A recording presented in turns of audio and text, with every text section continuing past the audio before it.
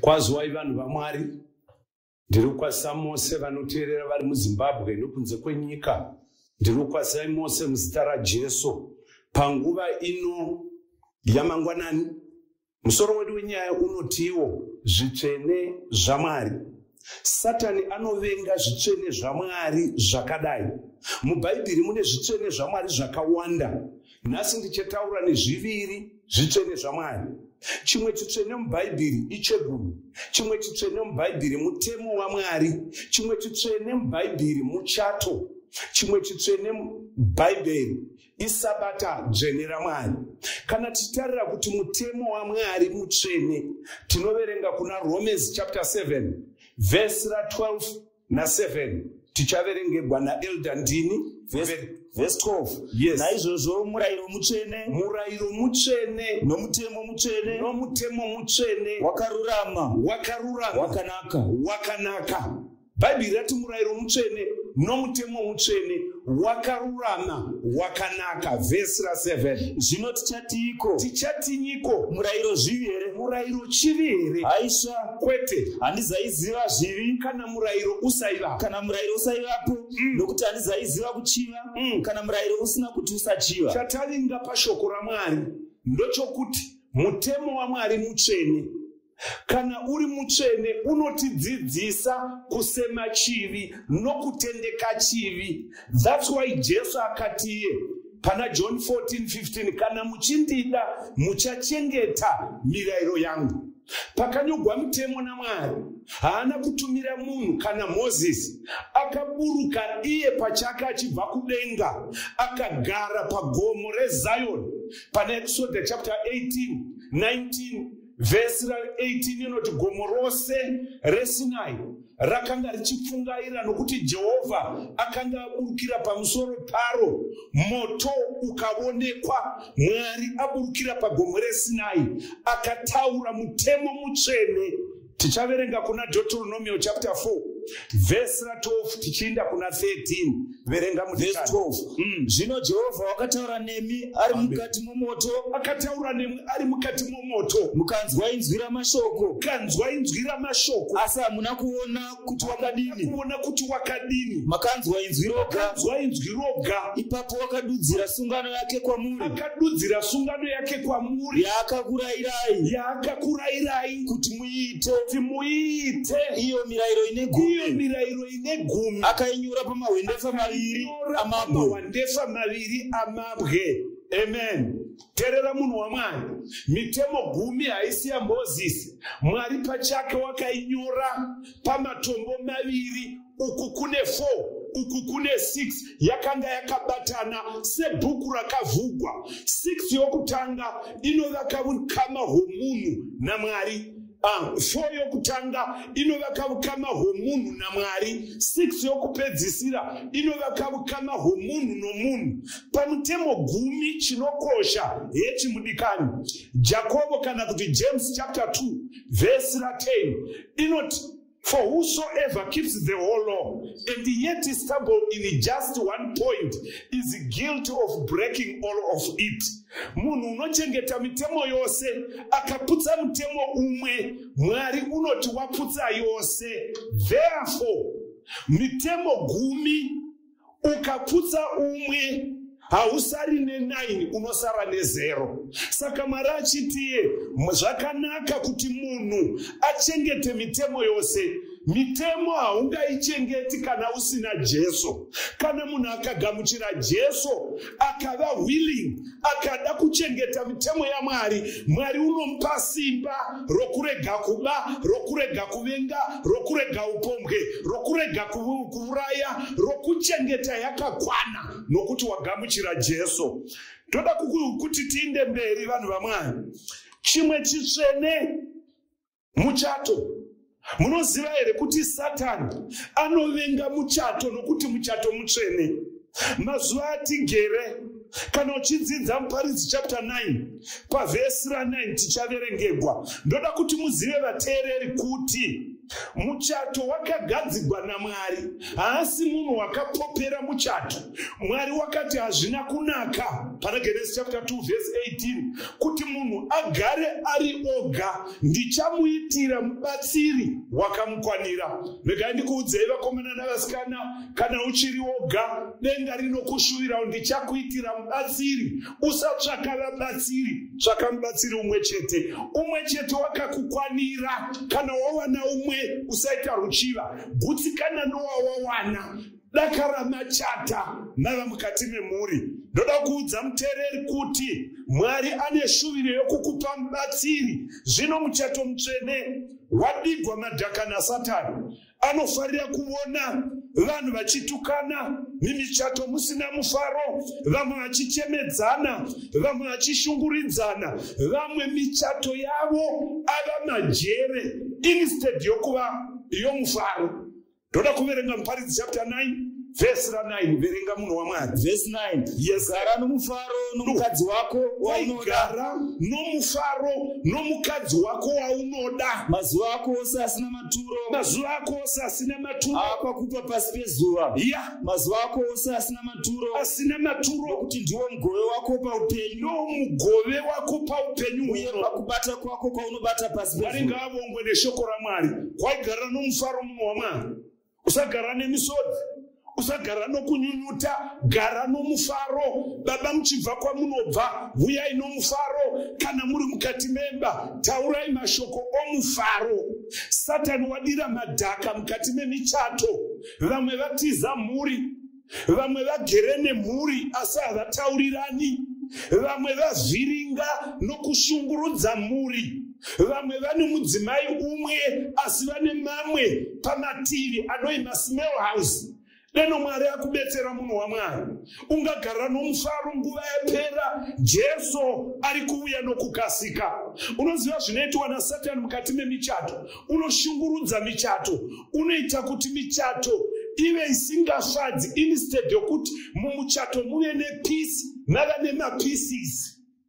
Leno ungagara nomufaro, vamwe ndo vanobinirika vari mukati memhuri vachironga matricks okuparadza mhuri.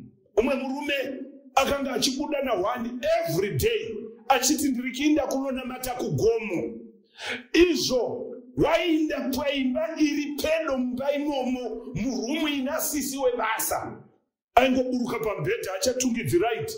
Hoyo obinirika achifamba achizvova, achifamba achikambaira mukati memba, osvika pabedroom rasisi kudada vakataurira namheno, ovhura opinda ovhara. After 2 hours odzoka oti mai mwana ndandiri kumunamata.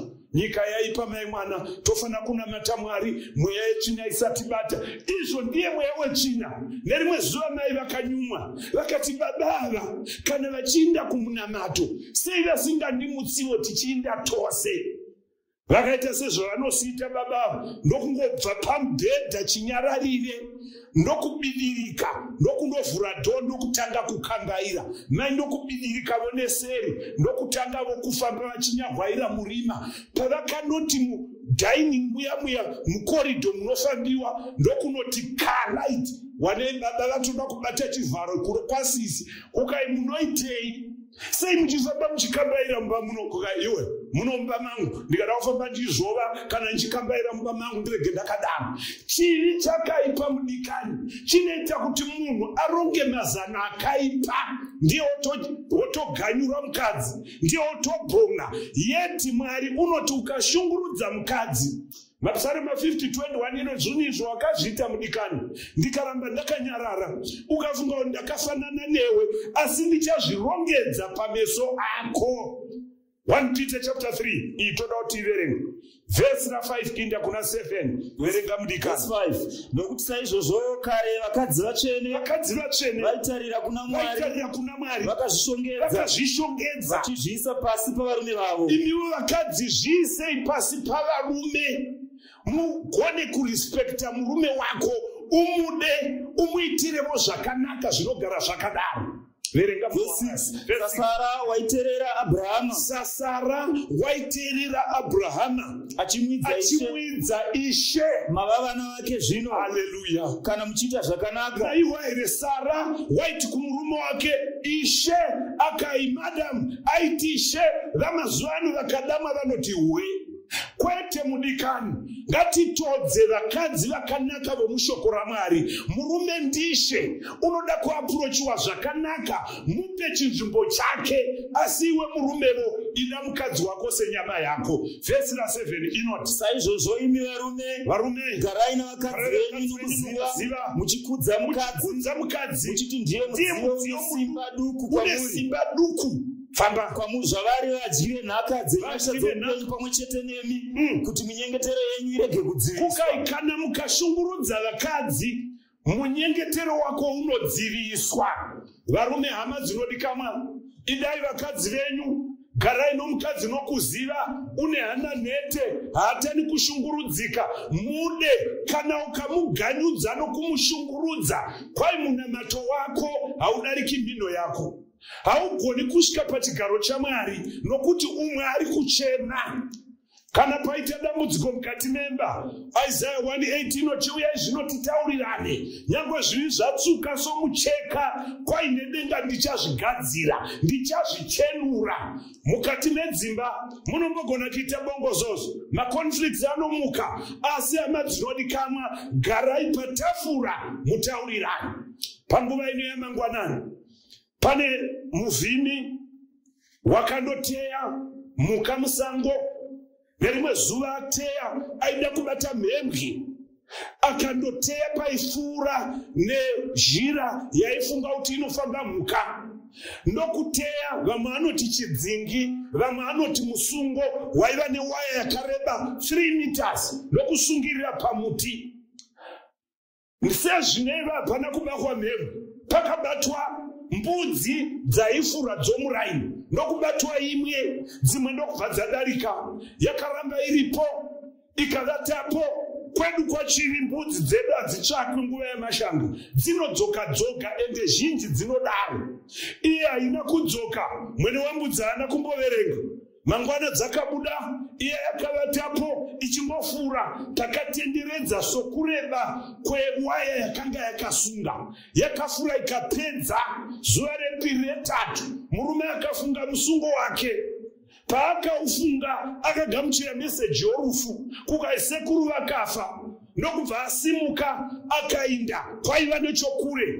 Ikoko mariro akandotora mazuva 3 nematare avaita. Adzoka ndokukangama, vhiki yatopera, yananavira muzuva rechi8. Akati maiwe musungo wangu, kana ndakabata mhembwe yakatofa, ndokutora sanhu rake nepfumo rake ndokumanya kugomo. Paakandosvika wakabona chinhu chakanga chiripo, ndokubva chasimuka, chaibvunda akati imhembwe, ndokugadzira pfumo rake. Ava kusvika peda akabona imbudzi yakanga yaonda, akati maiwe muraini vanhu vanondiita mondi. Ndokusunungura mbudziya, ndokuisunda nayo kumvura, ikanomwa mvura pera yamwa, ndokufura. Yapedza kufura, zuva rondovira, zvimhepo zvakanga zvakova, yatoti simbirire, ndokudzokera kugomo payakanga yakasungirirwa, ndokundovatapo. Zuva repiri yakamuka pera, ndokutsvaka zvokudya, ndokusangana nedzimwe, ndokubva yafura nedzimwe, ndokunomwa mvura nedzimwe, rondovira. Idzi dzaidzoka kuchirugu, iyi yainda payakangosungirirwa, ndokundovatapo. Zuva retatu the same, yakambifura ndokusangana nedzimwe, ndokufura dzose, manheru dzoenda kuchirugu, iyo dzokera payakanga yakasungirirwa, ndokuvatapo. Nokumwe usiku, zvinofamba usiku zvakafamba, zvavakunuhwira kwenyama, umwe mapereka, ndokubva atanga kufamba. Yakati isimuke, ikada kutiza, munoziva kumenya kwembudzi inokocha, ndokubva mapera ata mwau, yakadliwa ikaparara. chii chakauraya mbudzi? Kujaira kuvata panzvimbo isiyo. Munhu waMwari, usajaira kuvata panzvimbo isiri yako. Usajaira kuchengeta zvisiri zvaMwari. Zuva ranhasi John 8:32 inoti muchaziva zvokwadi, zvokwadi ichakusunungurai. Mudikani, nhasi ndoda kuti uzive chokwadi. Chichatitungamirira ishoko raMwari. Chimwe chitsvene chaMwari chatichadzidza iko zvino. Toda kumborora zvirevo 15 verse 10 inoti kurangwa kwakaipa kunovinga munhu unosiya nzira, kunovinga munhu unosiya zhira, unovenga kurayirwa uchafa. Waiwa here munhu waMwari? Kurangwa kwakaipa kunovinga munhu unosiya zhira, unovenga kurayirwa uchafa. Mangwanani ano tenda kurayirwa neshoko raMwari. Toda kudzidza chimwe chitsvene chezuva dzvene raMwari. Unoziva here zuva dzvene raMwari?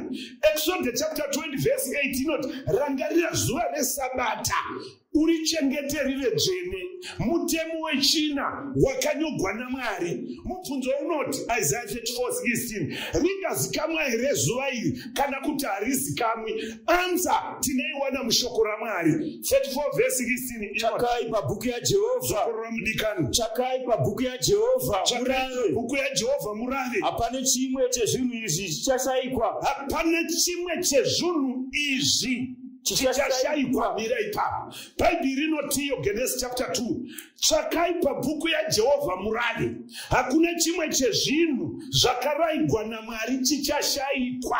Toda kumboona kuti Mwari wakarayirei pazuva iri. Ringazikamwa here? Rinozikamwa. Kana ringazikamwa nderipi? Mwari unoti kudii? Tava kutsvaka pabhuku yaJehovha, nokuti zuva isikakona kuriziva ndo mutemo wechina. Tinenge tazara nemitemo 9. Tikazara nemitemo 9 Bhaibheri rati tine 0. Saka tava kutsvaka zuva iri rakagadzirwa naMwari sei. Genesis chapter 2 verse 1 uchinda pana 3 verenga. Verse 1 denga nenyika zvikapera saizvozvo nouzhinji hwazvo. Amen. Mwari akapedza basa rake raakaita nomusi wechinomwe. Creation you akazorora nomusi wechinomwe pabasa rake rose raakaita. God rested on the 7th day. Wakazorora nezuva rechinomwe. Ngatimbotenderana apo. Vhiki ina mazuva mangani? Manomwe 7. Haasi munhu wakagadzira vhiki, haasi mascientist, ndiMwari wokudenga. Nyange ukatanga Genesis 1 unowa kuti munhu wakaswa nezuva rechi6, rechinomwe, rechi7. God rested. Inda nayo mberi. Verse 3 Mwari akaropafadza musi wechinomwe akauita mutsvene. Mwari akaropafadza musi, kwete misi, musi wechinomwe akauita mutsvene, nokuti wakazorora nawo pabasa rake rose. Konzero nokuti iye Mwari wakazorora pabasa rake rose. Rakanga asika nokuita iye Mwari. Rakanga asika nokuita iye Mwari. Exodus chapter 20 pavhesi 10 do munhu waMwari musi wechinomwe. Bhaibheri rati God rested, kukaizve God blessed, kukaizve God made it holy, akariita dzvene. Ukavona Mwari azorora nechinomwe, chinomwe chakaupuwa rimwe zita randinoda kuti ubate zuva ranhasi. Chinoi Mwari wakazorora nezuva rechinomwe, akaropafadza musi wechinomwe akauita mutsvene. Musi wechinomwe iwa rimwe zita rawakapiwa. Verse 10 Exodus 20 verse 10 asi zuva rechinomwe isabata raJehovha Mwari wako. Asi zuva rechinomwe Bhaibheri rati isabata rani? RaJehovha Mwari wako. Apa ndapafarira mudikani, rega tifambe zvishoma. Bhaibheri rati asi zuva rechinomwe chiya chakazorora naMwari isabata rani? RaJehovha. Ameni vanhu vaMwari. Sabata harisi ramaJudha, sabata harisi ravarungu, sabata harisi ravanhu vaivatoti mazisaranda. Sabata muridzi waro ndiMwari. Uripo here mudikani? Bhaibheri rinoti zuva rechinomwe isabata raJehovha Mwari wako. Iyeye Mwari waunonamata ndiMwari ane zuva rake rinoi rechinomwe. Iri zuva rechinomwe ndiye wakazorora, saka musabata wokutanga ndiMwari. wakati pavere kuti tirichengeta. Exodus 20 verse 8 to 11 inoti rangarira zuva resabata amen kuti urichengete rive dzvene. apa wati pa verse 9 ubate mazuva matanhatu uite mabasa ako ose, asi zuva rechinomwe isabata raJehovha Mwari wako. Usatongobata mabasa naro iwe kana mwanakomana wako kana mwanasikana wako kana muranda wako kana murandakadzi wako kana zvipfuwo zvako kana mweni wako uri mukati mamasuo ako, nokuti namazuva matanhatu Jehovha akaita denga napasi negungwa nezvose zviri mukati mazvo, akazorora nezuva rechinomwe. Naizvozvo Jehovha wakaropafadza zuva resabata akariita dzvene. Haleluya! Wakaropafadza zuva resabata. Haasi pasta, haisi sangano, haisi church. Jehovha pachake wati newewo shanda 6 days. Kana wapedza zuva rechinomwe zorora samazorore andakaita. Numbers chapter 23. Ndoda kuudza kuti Balami Balaki waitituka Israeli. Iye asvika pane chapter 23:11. Waiti iye wabuye kuti atuke, wairopafadza. Balaki akatsamwa. Kusvika Balami amudza kuti shamwari, ndazama kutuka Israeli, asi Mwari wakairopafadza. Verse 20 na 19. Tega verse 20 na 19. Yes, arira ndakarayirwa kuti ndiropafadze. Habe iye wakaropafadza, ini handigoni kuzvishandura. Iye wakaropafadza, ini handigoni kuzvishandura. Kukaenda amusida kutuka, asi Mwari wakaropafadza, handigoni kuzvishandura. Unoziva ukaita ukama naMwari, nyangwe Satani akada kuuya nemweya tsvina kukutuka kuti uve rombe, hazvishanduki. Ukanga wada Mwari, ukafamba nevakuru Mwari mutsvene, kana Satani akada kuti uve rombe, hazvishanduki. Nyangwe hama dzako dzikakupandukira, kana Mwari aropafadza, waropafadza. Nokuti pavhesi 19 kuti Mwari haasi munhu, hangarevi nhema, hangashanduki, chakareva hangachiitikani. Tabona kuti sabata ndera Mwari.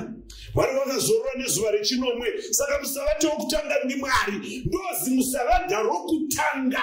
Mwari wakazorora pana Gene chapter 2. Kusina chechi iripo, pana Adamu naEvha oga. Mwari wakazorora nezuva rechinomwe, pasina chechi iripo. Akati chinomwe ichi pavhesi 10 ndatuwana wamuna Exodus 20 verse 10. Akati asi zuva rechinomwe isabata, yani yaJehovha Mwari wako. Kuka hazvinokarira Mwari ngazvichengetere. Verse 8 ikati rangarira mokaiwe zuva resabata urichengeterere dzvene, usatongobata mabasa naro. Hasha dzaSatani, unovenga zuva iri, unoti harizikamu. Mudikani, Bhaibheri tinaro nhasi tine answer book. Haringazikamu here kuti Mwari waireva ripi pamutemo wechinomwe. Luke chapter 23 paverse 54 uchienda kuna 53. Apa mudikani zuva rokuvigwa kwaJesu ticharava muchirungu, tigorava muchikaranga, toda kumborava nechikaranga. Verse 54 musoro wenyaya unoti kudii? Kuvigwa kwaJesu. Kuvigwa kwaJesu waiva musi wokugadzirira sabata rodo kutanga. Wakavigwa nechingani? Musi wegadziro rechirungu rinoti kudii? Good news. Chapter 23 verse 54 inoti it was Friday. Amen. And the Sabbath was about to begin. Yabuda pachena mudikani. Jesu akavigwa neFriday, chava kuvamba raiva sabata. Ungarasika here mudikani. Iye tinoti Good Friday kureva musi wakavigwa Jesu. Easter Sunday kureva musi wakamuka Jesu. Verenga nechikaranga raiva musi wakagadzirira sabata roda kutanga. Famba vakadzi vakanga vauya naye vachibvaGarirea vakatevera vakaona bhiro nomisi womutumbu wake, vakadzoka vakagadzira zvinonhuhwira namafuta, vakazorora nomusi wesabata vachiteerera murayiro. Luke 24 verse 1 musoro wenyaya unoti kudii? Kumuka kwaJesu. Verenga nomusi wokutanga wevhiki mandakwedza. Chimira Jesu akamuka musi wokutanga wevhiki mandakwedza mangwanani. Rechirungu rinoti kudii? Good news verse 1. Very early on Sunday morning. Yapera nyaya munhu waMwari. Jesu akamuka early on Sunday morning. Vana Maria vakaenda kuHiyo vachida kunomuzodza wanei wamuka. Mwari ngaabongwe nevhangeri. Izvi zvabuda pachena.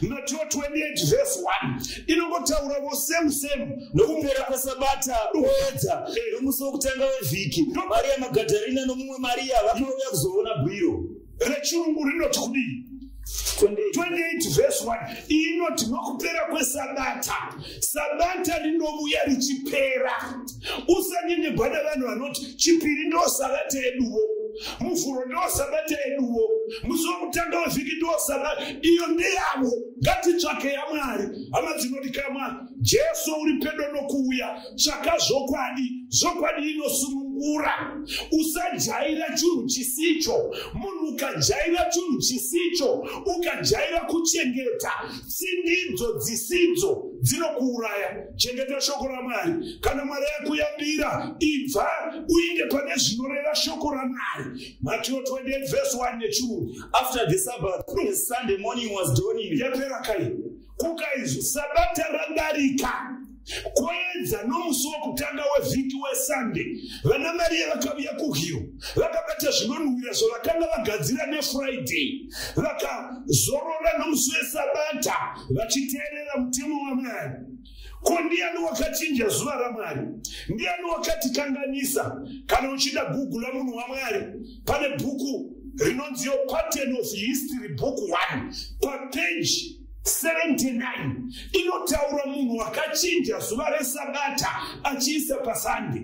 Verenga munhu waMwari. It was Constantine who instituted Sunday as a public holiday. It was Constantine who instituted Sunday as a public holiday. Although he emphasized that it should also be considered sacred to the sun, spelling S-U-N. Kwai iye akati zuva iri kare kuvainamata zuva S-U-N ukaisa D-A-Y inoisunday yoisunday.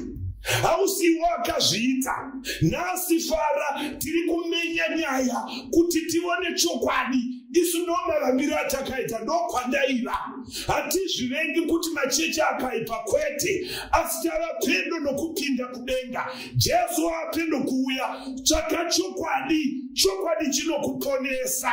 Unoziva zvinotaurwa 1 Makorinde 11:19 inoti dzidziso dzakatsauka dzinofanira kuva pakati penyu kuti avo vakatendeka vaonekwe pakati pedu. Ezekiel 22 verse 26 verenga mudikani. Ndiani wakachinja zuva dzvene raMwari rino muBhaibheri pachena kukanganisa vanhu vaMwari? Iwe hausi munhu womunhu, iwe hausi munhu waprofeti, hausi munhu wamufundisi, hausi munhu wagosa, hausi munhu womwe munhu, uri munhu waMwari unofanira kutevera shoko raMwari. Bhaibheri rinoti kudii pamusoro pomunhu wakachinja zuva dzvene raMwari? Toda kumuwana muBhaibheri.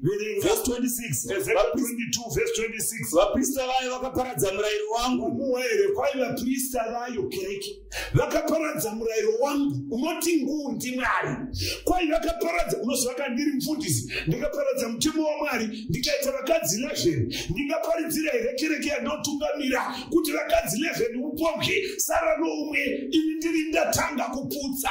Kwai wakatanga kuputsa mutemo uyu. Vaprista vafundisi vaparadza mutemo waMwari kwai vakadii? Vakamura zvinhu zvangu zvitsvene. Vakamura zvinhu zvaMwari zvitsvene. Havana kutsaura pakati pezvitsvene nezvisati zviri zvitsvene. Havana kutsaura pakati pezvitsvene nezvisati zviri zvitsvene. Kana kuzidzisa vanhu kusiyana kwezvinonaka nezvakanaka. Kusiyana kwezvinonaka nezvakanaka. Vakatsinzina meso avo varege kuona masabata angu. Ini ndamhurwa pakati pavo. Kwai vakatsinzina kuti vasavone sabata rangu. Iwe unoda here kutsinziniswa mudikani? Kwai nokuti vaprista vakatsinzina havana kuzivisa vanhu vangu. Kwai vakatsinzina kuti vasariona chero vachiriziva. Zvino iwe ungada here kutsinziniswa mudikani? Ramba nezita raJesu, shunura uverenge nokuti zvakazambwa 1 verse 3 inoti wakaropafadzwa uyo unoverenga. Mwari ngaakukomborere. Verenga mudikani. Kuverenga kwakatinakira. Vamwe ndo vanotiwo vaIsaya tovakiverenga inozipai chapter 9 verse 16 vamwe vanoti vaprista ivavo ndo vachangotsva. Isu takanyengegwa tinonabata Mwari, vakatinyengera ndo vanonotsva. toda kuona here kuti vanonoparira voga. Isaiah 9:16. Nokuti vatungamiriri vavanhu ava vanovatsaukisa. Zokurwa mudikani. Nokuti vatungamiriri vavanhu ava vanovatsaukisa. Vanotungamirirwa navo vanoparadzwa. Kwai vatenda kutungamirirwa navanhu ava vanoparadzwa. Munhu waMwari, usatenda kutungamirirwa nomunhu unovhiringa shoko raMwari. Dzosera chigadziko chomwenje panzvimbo yacho. Famba neshoko raMwari. Usadarikiswa mutemo waMwari nokuda kwavanhu. Ndakandikuudza mudikani, ngatimboti munhu weMozambique awana basa kuHarare, kuofisi iri pedo nokuBhorodhero. Tsamba dzauya nemakilomita neroadmap yokufamba kwake. Orova bhenzi yake opinda muchiredzi. Orova bhenzi yake obata triangle nkundu. Chibitenofu. Panoti chibitenofu, panoti masvingo. Nokuti pakani raiti masvingo. Dzenga ro shonyorwa chikwengwani. Pakai masvingo rotendeka chivi. Zvishavani. Blawai. Ndo yatova masvingo. Ronotendeura pamanda make. Kunoi gweru iro rotendeka rakashunamisa, rakatendeka Bhuruwai. Rotendeka kuti havani. Orova bhenzi ondopinda muna Bulawayo mukere muna Ruvhevhe. Sorobhoni wapinda opwisa mupurisa shamwari ndokumbira kubvunza kuBhorodhero. Kamubvunza Bhorodhero yepi kukaye muno muHarareka. Konze warashika shamwari. Harare ututura rodi. Odi makilomita mangani. More than 500 kana to 400. Oti nandidi. Ndichagara muno Bhuruwayo ino ndoichara Harare yangu. Ungawana here basa rakawana. Zvatobata. Munhu waMwari kana une chinode nebasa. Woturutanga pacha saJacob. Wakachinjanisirwa mukadzi. Akapuwa Reya unamesa akareya. Akanima Rakeri wake. Wakachinjanisirwa usiku. Kwedza akavona asiye. Nokuti waida Rakeri. Akashanda zvemakore manomwe. Kana uchabadenga munhu waMwari. Tangazve udzoke pamutemo waMwari. Hebrew chapter 4 verse 9. Toda kuona kuti Mwari unoti rakapera here nokumuka kwake. Nokuti vamwe vanoti nokuti wakamuka nesana. Saka Sabata rakadarika. Hebrew chapter 4 verse 9 inoti, zvino zororo reSabata ravanhu vaMwari richipo. Vanhu vaMwari simudzai mavoko uri kwauri, dzokorora kuverenga. Mwari uri kuti kudii? Zvino zororo reSabata ravanhu vaMwari richipo. Kwaya kwegere kuicharapo. Richipo nanhasi. Richipo. Zvarichipo todini verse 11. Naizvozvo ngatishingaire kuti tipinde muzororo irero. Ngatishingaire tipinde muzororo iroro. Munhu arege kuva unozowa unozotevera nzira iyo yekusateerera. Kwai ngatishingaire tipinde muzororo iroro reSabata rakarebwa naMwari. Kwai kurege kuva nomumwe unopinda nzira yekusateerera Mwari. Zvakanaka kuteerera Mwari munhu waMwari. Nyange mukava vaviri ukava umwe, teerera shoko raMwari. Ndiyo syllabus. Muchaziva zvokwadi. Zvokwadi ichakusunungurai. Vadzidzi vakarichengeta. Pana Mabasa 13, 14, 42. Vakarichengeta. Kwai richipo. Ngatimbotorai musikana. Momisa. Moenda naye semu. Mavona kuti musikana watokura una mazamu, une vhudzi rake rakanaka. Monomupfekedza trunks rechirume. Monomupfekedza tai yechirume nehembe, newachi yechirume, neheti, nebhutsu dzechirume. Uri kundiwaire mudikani. Momudzisa kufamba nestepi yechirume. Momudzisa kutaura nebhesi. Ungashanduka here akava murume. Kwete munhu waMwari. Ndoda kuudza munhu waMwari. Zuva risiri Sabata, nyangwe rikashongedzwa nenziyo, nokuimba nokuparidza, nokunamata nemisodzi, harishandukiri kava Sabata, rinongova risiro. Vakakomborerwa vanodzoka kuzuva dzvene raMwari, nokuti Mwari wava pedo kuuya. Tarivona zuva raMwari. Kwamazuva mberi, umwe sabhuku wainzi Mbombi akakumbira vanochera zviborani. Nzvimbo yedu yakaoma, kutsengo kwakaoma pasi pedo nokumajijimba. akakumbira kuti vemutichererevo vakaita ngoni vakasimudza mota yavo vakabuya vakasavheya nemichini vakavona kuti panobatwa mvura ndapapi vangotambura kutsvaka kumwe kwose. Guess what? Pakabatwa mvura yakawanda jawi paiva pamunda womuranda wakapidziwa mubhuku naSabhukumbombi ndobva varovera hoko namba 53 ngo yanyura. Kukai mazuva mashoma tinodzoka tokucherera chibhorani mvura yokuda. SABHUKUMBOMBI zvakavanetsa vakati pindu nomunda womuranda wadakapidza muraini usiku. SABHUKUMBOMBI ndokunyavhaira ndokunotsura hoko tobo heyo nayo kumunda kwavo ngo yanyura. After 6 weeks tonopinda mwedzi wetatu vakawa usiku mazimota yamahori ouya vakananga kwaSABHUKUMBOMBI kwanoidza nokuunganidza vanhu tavuya kuochera chibhorani vanhu vakapembera vakafara. Kukanzi vaiva nebhuku ravo vakati tine grid reference inonzi kana mobva pamuuyu munorova 50 meters vakatenda mabvazuva mohokona vasvika pamutobwe kuda 10 meters ndopane hoko ndopaiva pamunda kwomuranda uya. Vakasvika vakatsvaka hoko vakashaiwa vakadongorera mabhuku ravo vakavona kuti ipo pano. Vanhu vakati ndipo chaipo takanga tiripo achimonera hoko 53 ukaenda SABHUKUMBOMBI nyararai muri varani. Iyi ndini sabhuku ndinoziva payakaikwa kukai nditevere vaindokuvhara mabhuku avo nokumutevera vanhu vachingogunun'una kukai tevera ini ndini sabhuku wanei pamunda kai haisi 53 here vakaona shuwa 53 kaindohoko varume vaindokuburusa michini yavo kocho 10 meters hapana kubuda mvura kocho 100 meters hapana kubuda mvura kocho 120 meters hapana kubuda mvura kocho usiku na maskati kocho 130 meters hapana kubuda mvura kocho 140 meters hapana kubuda mvura kocho 150 hapana kubuda mvura vakateka matende taiti gume pa 150 ndokuita. Terera munhu waMwari ukanamata pasipo wakapudza mutemo waMwari inongova kocho Jesu ndiye mvura upenyu afari kocho munhu waMwari namata uri pamutemo waMwari uchitevera shoko raMwari Mwari agofara newe.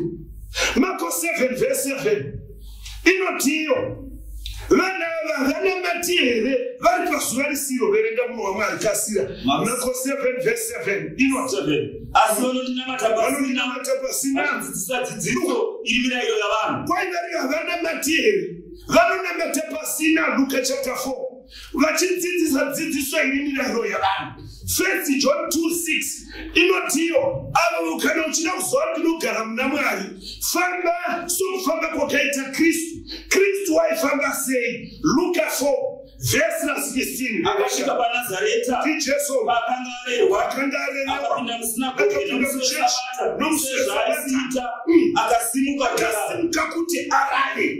Verse 31 zvino wakaburukira Kapenaumu raiva guta reGarirea akasiva nemisi yeSabata Mwari ngaavongwe.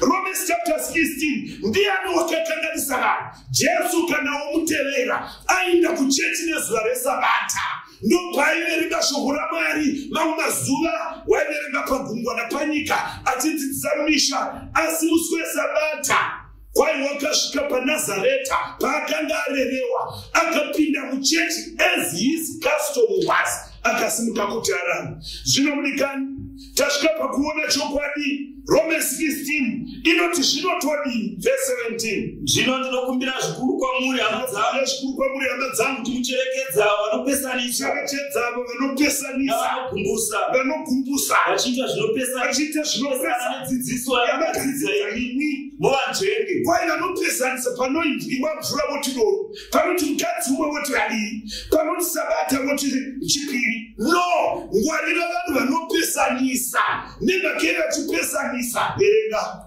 Verse 18. Vakadaro havabatiri wedu Kristu. Nokuti vakadaro havabatiri wedu havabatiri Jesu, asi dumbu ravo. vanobatira dumbu ravo. Vanoningira mwoyo yavasina zvakaipa namashoko avo akanaka anobata kumeso. Bata kumeso. Munhu waMwari usabatwa kumeso. Nokuti kana Mwari auya 66 yaIsaya pa22 inoti nokuti denga itsva nenyika itsva zvichagara zviripo, rudzi rwako kuchange kuripo. Zvino panguva iyo nyama yose inenge iri kudenga yaponeswa vachauya kuzonamata pamberi paMwari pakugara kwomwedzi umwe noumwe napasabata imwe neimwe. Ndizvo zvinotaura Jehovha. Ndoda kuita rukoko munhu waMwari. Bhaibheri rangu rinondiudza Genesis chapter 1 verse 26.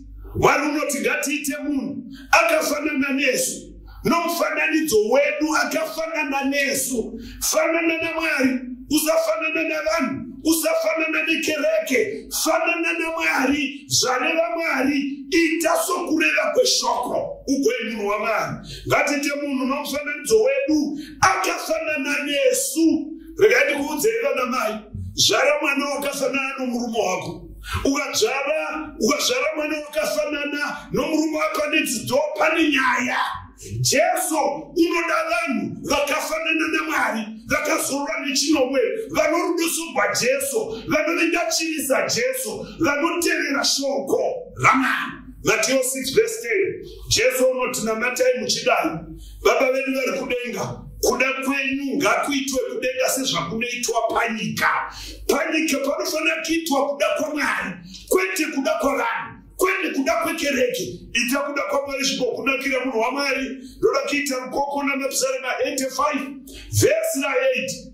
David anzwa shoko raMwari, unotiye Mwari wakataura kamwe ndikazvinzwa ruviri. iMapsalm 62:11. Kana Mwari ataura newe sezvizvi, inzwa ruviri kuti Mwari uri kukudana, kukudanira kuzhira inochengetwa yose. Rega nditaure munhu waMwari, hatiponeswi nesabata roga. Ukachengeta sabata uri mhombwe, warashwa. Ukachengeta sabata uchiba, warashwa. Asi Mwari unotichengeta yose. Ndizvo zvichaita kuti tiponeswe. Ndoda kuita rukoko munhu waMwari.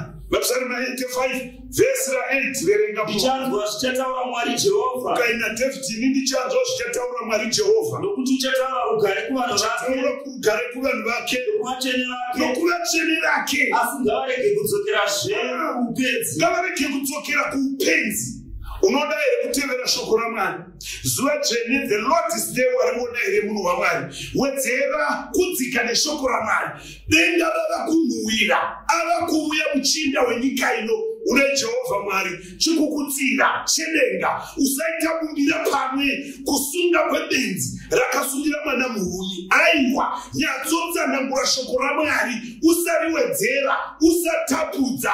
Farira kufamba mushoko raMwari. Somudza ruoko kana watenda kutevera shoko raMwari. Mwari ngakukomborere. Ngatisinzirei tinamata.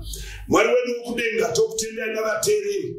Komborerai umwe noumwe ari mumba make, ari mumotikari, ari panzendo, akarara akaita manhede akateerera nyaya iyi.